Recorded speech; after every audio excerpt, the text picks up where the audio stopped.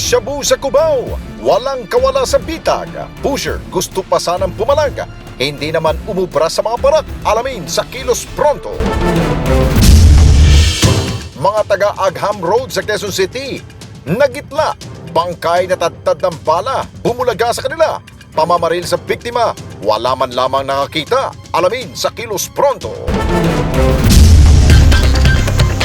Kabling ito na nasa kalye, anumang oras magdudulot ng aksidente. Ano bang nangyari? Bakit hindi ito makumpuni? Alamin sa Kilos Pronto. Manggagawang Pinoy sa Saudi Arabia, humihingi ng saklolo. Wala na ngang makain at trabaho. Matitirhan, hindi pa sigurado. Agency na nagpaalis, deadma lang sa sitwasyon ng mga kawawang OFW. Alamin sa Kilos Pronto.